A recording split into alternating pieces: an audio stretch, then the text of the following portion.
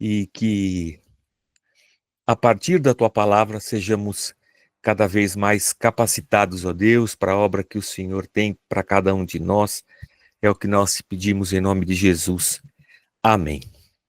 Muito bem. Semana passada nós vimos, semana retrasada, né? Nós vimos o que a igreja de Roma recebe de Paulo na carta como orientação a respeito do Espírito Santo. E vou ler aqui o que Paulo fala para a igreja de Corinto, tá? Então, primeiros Coríntios, capítulo 12, versículo 1. Só lembrando, gente, quando Paulo escreve a carta, Paulo não senta numa mesa de escritório e diz assim: vou escrever um livro de teologia sistemática e vou discorrer sobre os diferentes dons do Espírito Santo. Não, Paulo não faz isso. Enquanto Paulo está viajando nas suas viagens missionárias e está plantando igreja, evangelizando, as igrejas vão ficando pelo caminho com presbíteros, com bispos, com pessoas que Paulo coloca à frente delas.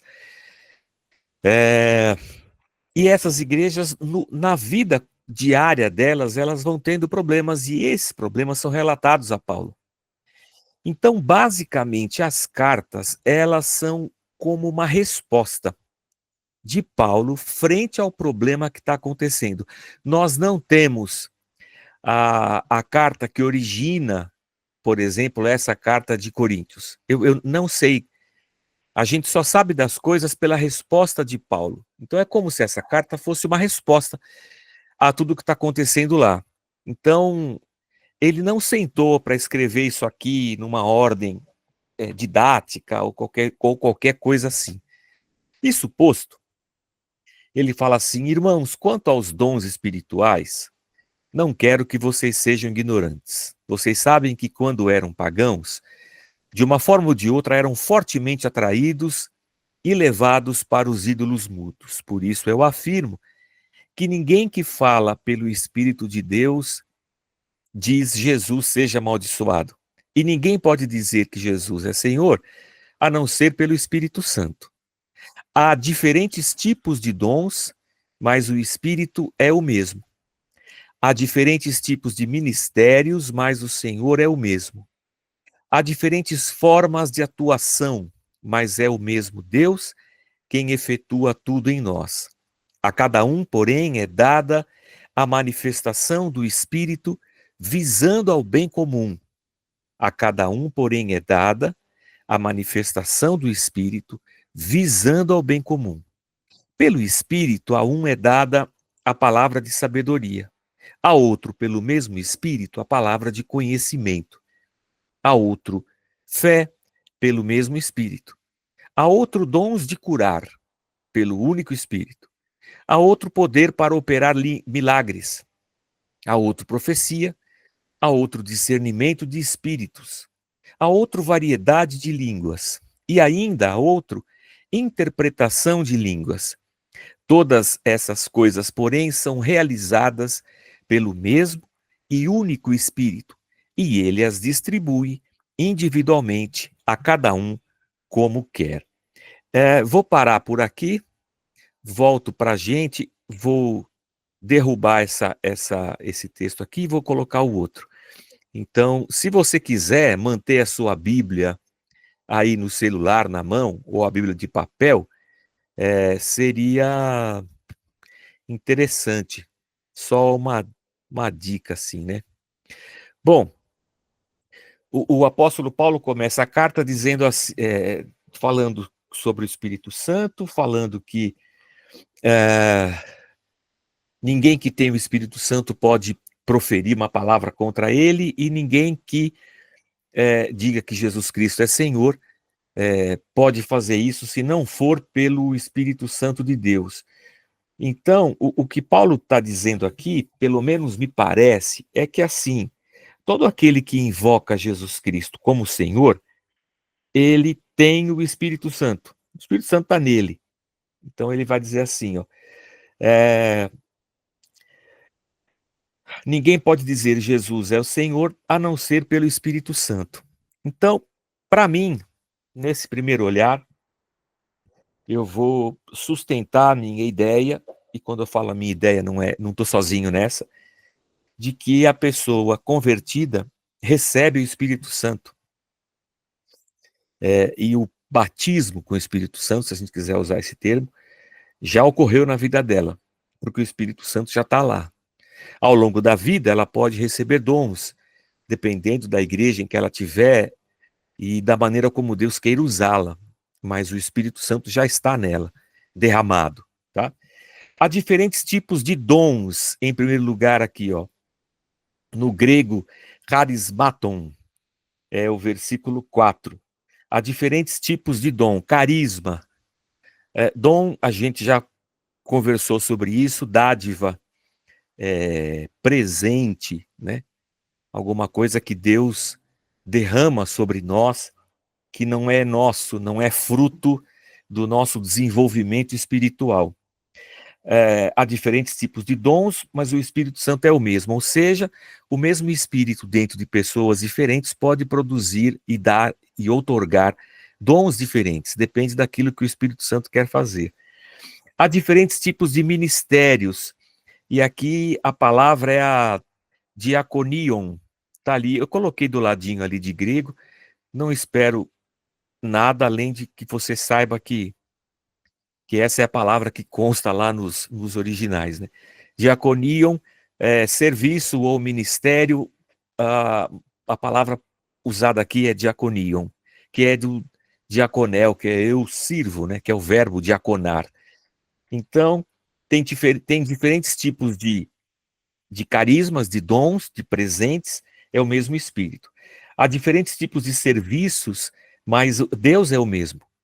Então, o mesmo Deus que está em todo mundo lá na igreja, estou pensando aqui na nossa igreja lá no Tatuapé. Deus está presente em todas as pessoas, mas cada uma serve de um jeito. E isso vem de Deus. Um está servindo na porta, o outro está servindo na música, o outro está servindo no departamento infantil, o outro está servindo onde quer que seja. Então, é o mesmo Deus, mas em diferentes tipos de serviços. Então, o mesmo Deus e o mesmo Espírito está derramado sobre todo mundo. E aí ele vai dizer assim no versículo 6, há diferentes formas de atuação. Aqui a palavra é o energematon, versículo 6. Há diferentes formas de atuação, mas é o mesmo Deus quem efetua tudo em todos. Energematon é ação, feito, obra, realização. Aquilo que é feito com possível ênfase no esforço ou na energia envolvida. Por isso a palavra energematon, daí vem a nossa palavra energia, né? Se a gente fosse usar a letra grega, o gama, como o nosso G, seria energematon, e a nossa é energia. Então, mas é o mesmo Deus quem efetua tudo em todos. Então, há diferentes tipos de intensidade, de obra realizada, de esforço envolvido na realização das coisas no reino de Deus. Mas todas essas coisas, sejam os dons, sejam os serviços, seja a energia envolvida, a força feita, a ação realizada, tudo isso aqui está debaixo do mesmo Deus, do mesmo Espírito, e tudo sendo direcionado por Deus. Deus é quem efetua tudo em todos. Quando ele fala Deus é quem efetua tudo em todos, de novo é o energon, que vem o energematon ali em cima. É como se Deus fizesse com que tudo funcionasse em cada um. Muito interessante isso aí. Deus está presente na comunidade e está fazendo com que dentro de cada pessoa as coisas funcionem. No serviço, no dom derramado, no dom concedido, na obra realizada, na intensidade dessa realização. É Deus fazendo todas essas coisas na vida de cada um ali. A gente às vezes não faz ideia, mas, sei lá, um sorriso, um abraço, uma recepção em que eu converso com a pessoa e a estou servindo ali, ó, senta aqui, senta ali. Estou entregando um folheto, estou me dispondo para conversar com a pessoa, troquei telefone, ou estou orando com alguém, ouvi a pessoa quer falar um pouco, eu estou escutando ela, porque ela precisa colocar aquilo para fora. Ou seja, tudo que está acontecendo ali na igreja, onde está todo mundo buscando servir a Deus, tudo que está acontecendo ali tem uma capacitação que vem do Espírito Santo, tem um serviço que vem de Deus e tem uma ação de Deus, uma energia de Deus, uma força de Deus, uma obra de Deus, capacitando a pessoa para que ela realize essa obra, que ela despenda essa energia, que ela faça aquilo que ela tem que fazer. Então não dá para alguém lá dentro falar assim, eu não sei fazer nada, eu não estou fazendo nada. Tá todo mundo fazendo alguma coisa dentro da dispensação de Deus, tá? É isso que Paulo está dizendo no começo aqui. Não tem ninguém melhor que o outro, mais capaz que o outro, não tem ninguém prevalecendo sobre o outro, não tem ninguém mais importante do que o outro. Está todo mundo ali servindo a Deus e Deus está realizando a sua obra por meio de todos nós. E no Novo Testamento aqui, não sei se eu falei isso em algum outro momento, em todo o texto do Novo Testamento não há nenhuma ideia de hierarquia, nenhuma. Nos diáconos, nos apóstolos, na igreja lá no primeiro século, nas cartas de Paulo, de Pedro, de João, nos evangelhos, não há nenhuma ideia, não está presente na cosmovisão deles, não está no ideário deles que exista algum tipo de hierarquia dentro do corpo de Cristo. Hierarquia, digo assim, esse é mais importante, aquele está abaixo, esse está abaixo. Não há, dentro do texto, não há. Esse conceito de hierarquia surge na igreja lá pelo século III. Pelo século III. A gente está no século I aqui. Então, você não pode justificar nenhum tipo de hierarquia dentro do texto sagrado, na Bíblia. Não está lá. Não tem. Está acontecendo um monte de coisa na igreja e Paulo está respondendo para eles o que possivelmente esteja acontecendo. Paulo está colocando uma ordem. Então ele vai dizer assim, a partir do versículo 8, né? Pelo Espírito, a um é dada a palavra de sabedoria. Sabedoria no grego, Sofia. Sofia. Aqui eu escrevi em português, eu dei uma brasileirada nas palavras, tá? Para ficar mais fácil, para a gente poder ler e acompanhar. Então, existe uma manifestação do Espírito Santo dentro da igreja, que é uma sabedoria no falar, no ajuntar todas as informações que a gente tem, todos os versículos que a gente conhece, as histórias que nós lemos na Bíblia, e aí com sabedoria eu falar a respeito disso e aconselhar e conversar e essas coisas. Ele também fala que no versículo 8, que há também uma palavra de conhecimento. Conhecimento no grego é gnosis. É daí que vem o gnosticismo, que era uma religião pagã de mistério, de conhecimento de mistérios, né? As pessoas, ele vai falar, o Espírito Santo dá para as pessoas uma palavra de conhecimento. Jorge, o que é isso aí? Rapaz, eis aí um trabalho pesado, né? Eu tenho que ir lá no grego, descobrir o que essa palavra significava, como que ela era usada lá no contexto, naquela época, mas de uma forma simples, essa palavra de conhecimento é uma mensagem de conhecimento especial que o Espírito Santo revela ao coração da pessoa. A outros ele vai dizer, o Espírito Santo dá fé, versículo 9. Todo cristão tem fé. Toda fé é um dom de Deus. Mas Paulo deve estar falando de um tipo de fé especial. Não a fé através da qual e a partir da qual nós reconhecemos Cristo como Senhor, mas uma fé derramada como um dom especial mesmo. E tem gente que tem isso aí. Tem gente que vai para as cabeças, que vai, que enfrenta, que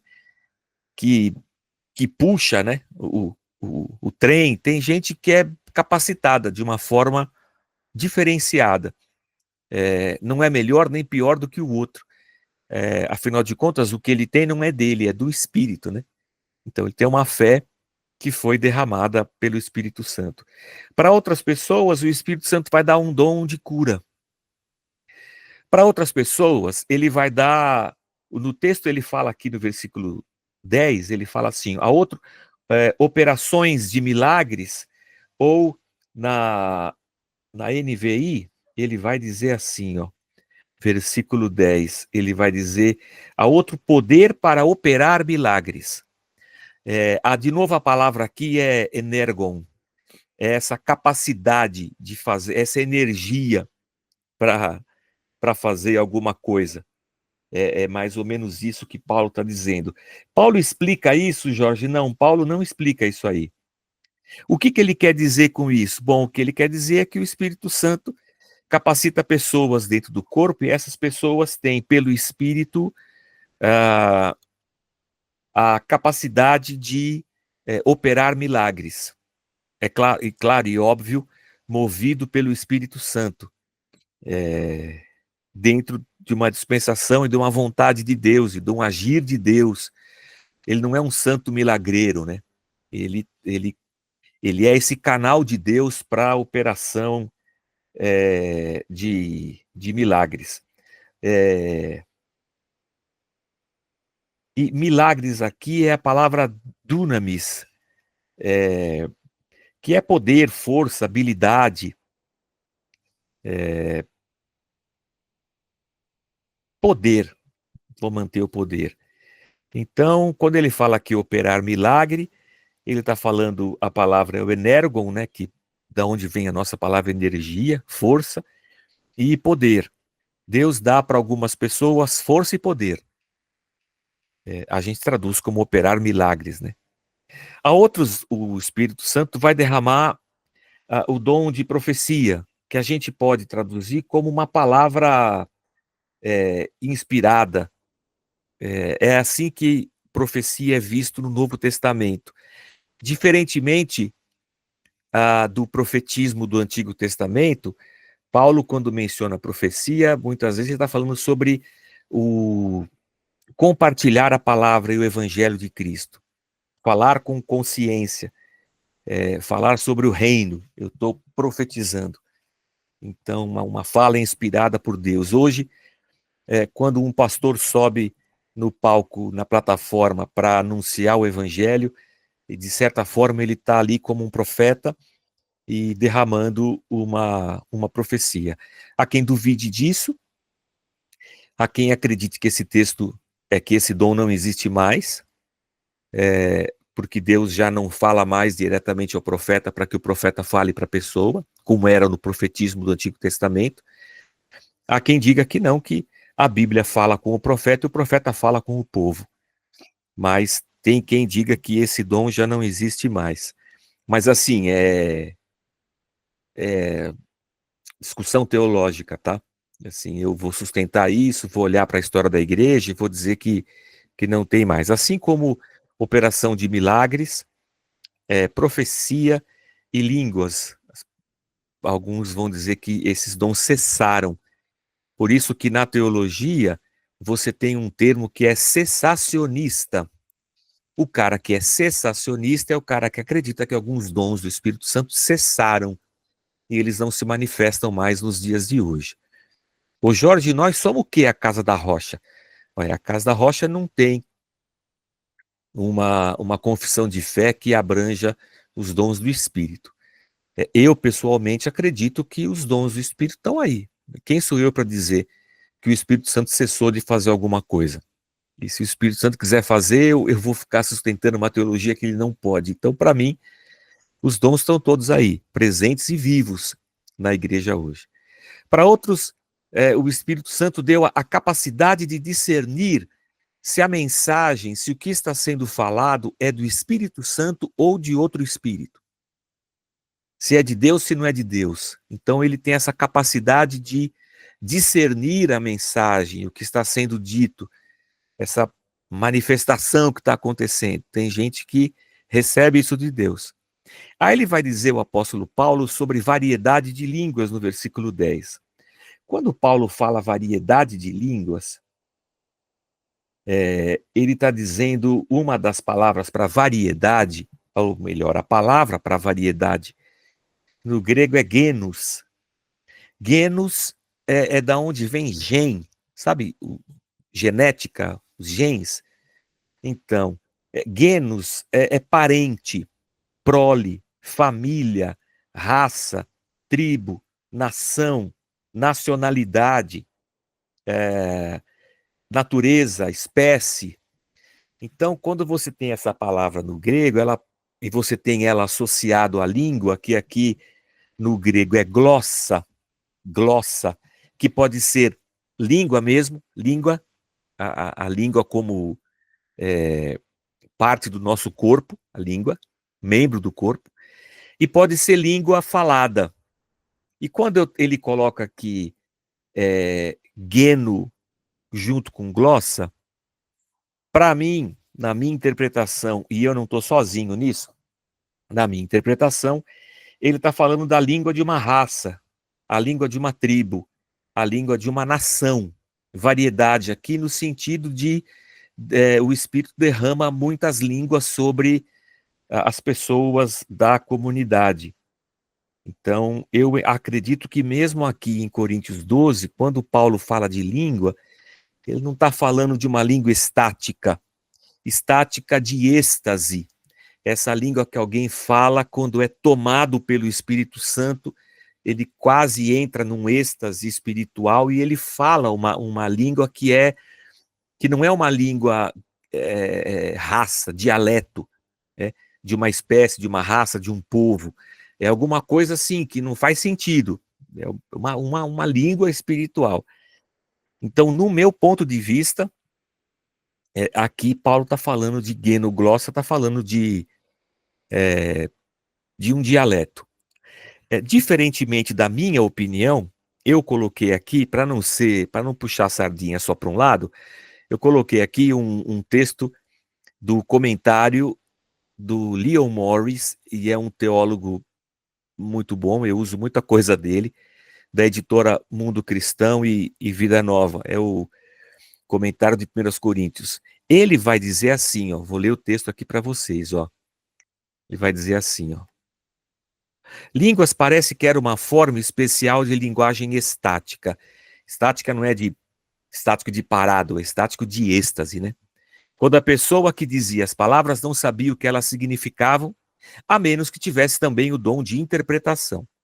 No dia de Pentecoste, mencionado em Atos 2, houve incomum manifestação quando Pedro e outros foram compreendidos por pessoas de muitos lugares que falavam muitas línguas.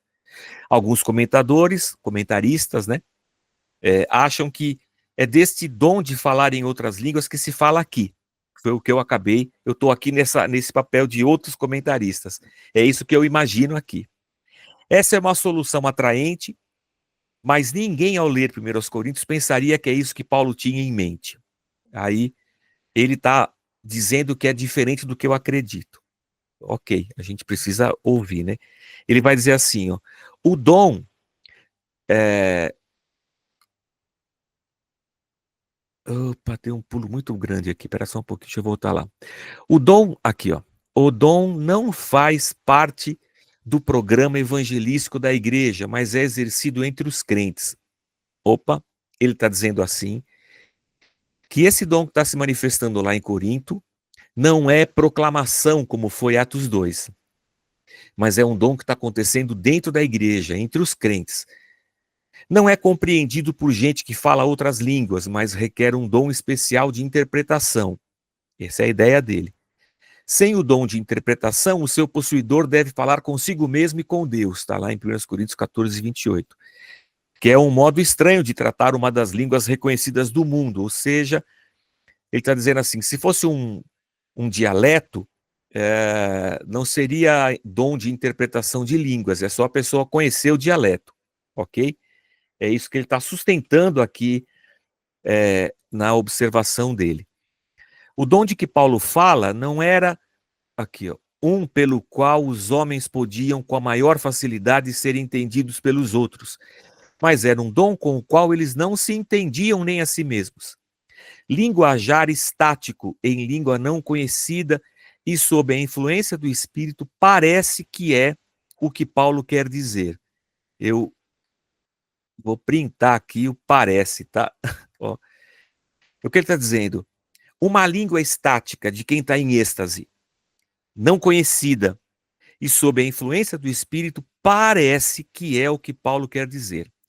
Depois do dom de línguas, Paulo fala da capacidade de interpretá-las. Este era o dom pelo qual Deus tornava inteligível o que estava oculto a todos dos pronunciamentos estáticos recém-mencionados. Então está aqui, transcrição de introdução e comentário de 1 Coríntios do Leon Morris. Então, o Leon Morris defende isso aqui na teologia dele, que aqui seria uma teologia mais carismática, mais pentecostal. E você tem aqueles que vão olhar para esse texto e dizer, não, aqui Paulo está falando, o que Paulo está dizendo aqui é a mesma coisa que aconteceu em Atos 2. Está acontecendo isso lá dentro da igreja, as pessoas saem falando, não precisa, mas elas saem falando, causam confusão. Só que a introdução aqui de uma coisa que em Atos 2 não aparece. E Paulo vai dizer sobre a interpretação de línguas. É a hermeneia, a palavra em grego. Hermeneia, de onde vem a nossa palavra hermenêutica, disciplina bastante conhecida para quem estuda letras, para quem faz teologia, para quem faz direito, o uso de ferramentas literárias para você interpretar o texto, por exemplo, a legislação. Então, quem faz direito tem que saber bem hermenêutica. Aqui, o que Paulo diz é essa glossermeneia, né? Capacidade para fazer uma hermenêutica do que está sendo dito, né? Então, o que Paulo deve estar dizendo, o que eu acredito, né? O Leon Morris acredita que é uma língua estática, que ninguém entende, e que tem alguém que consegue traduzir aquilo, porque aquilo não é um idioma em lugar nenhum. Há quem pense assim, Paulo está falando aqui de um dialeto, e que o Espírito Santo pode conceder às pessoas não só a capacidade de falar o dialeto, mas também de interpretá-lo, ainda que ele não conheça aquela língua. Tá bom? Vou partir para 1 Coríntios, capítulo 12, versículos 27 a 31. Antes de eu ir para lá, eu vou deixar aqui para vocês a possibilidade de alguém falar alguma coisa. Fique na liberdade, eu sou só ouvidos. Dúvidas, perguntas,